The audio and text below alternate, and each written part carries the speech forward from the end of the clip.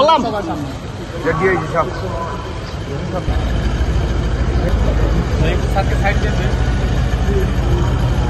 আইন বিরোধী কাজের বিরুদ্ধে সবসময় তারা ব্যবস্থা নেয় এবং এটা তারা নিচ্ছে।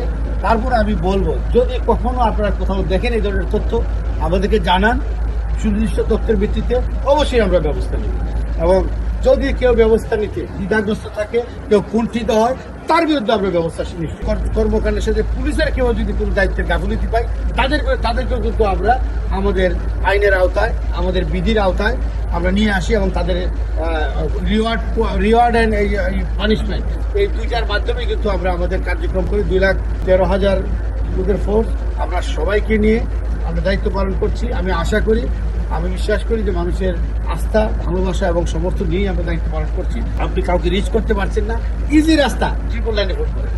এবং 999-এ আপনাকে যেমন জবাব দিতে করতে হয়, 999-এও কিন্তু আমাদের ওই যাকে আপনি জানালেন তারও একটা জবাব দিতে একটা প্রশ্ন চলে আসে। আমরা বাংলাদেশ পুলিশ বাহিনী 150 বছরের পুরনো প্রতিষ্ঠান, দীর্ঘদিন যাবৎ পেশাদারিত্বের সাথে দায়িত্ব পালন করে আসছি। আমরা নির্বাচনী দায়িত্ব সঙ্গে দেশের মানুষের নিরাপত্তার দায়িত্ব পালন করে আসছি।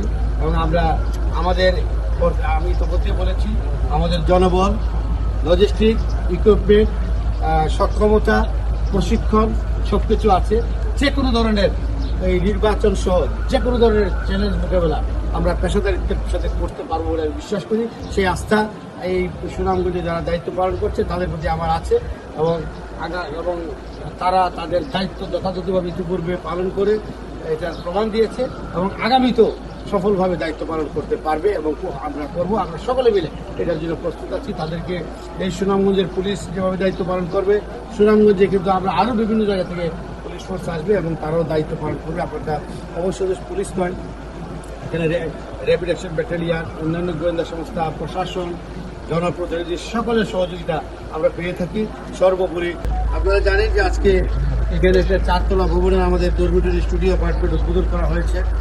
তারপরে সুনামগঞ্জের হাসপাতালে একটা ল্যাব উদ্বোধন করেছি, যেটা আমরা আমাদের সদস্যদেরকে নামমাত্র মূল্যে, যেটা আমাদের রিএজেন্টের যে খরচটা আছে এইটা হয়তো করবো, বা ওই যে ডাক্তারের যে মতামত লাগবে, এই যে ডাক্তারের এক্সপার্ট ওপিনিয়নের জন্য যে খরচটা, এইটার জন্য আমরা নামমাত্র মূল্যে আমরা প্যাথোলজিক্যাল টেস্ট করবো। যে টেস্ট আমাদের এখানে করতে হয় 40 টাকা লাগবে, বাইরে করতে 400 টাকা লাগবে। এইভাবে আমরা করছি। এবং আমরা বীর মুক্তিযোদ্ধা, বয়স্ক, সিনিয়র সিটিজেন এবং হতদরিদ্র মানুষ এবং আমাদের রিটায়ার্ড পুলিশ অফিসার, তাদেরকেও আমরা এই সেবাটা সম্প্রসারিত করব।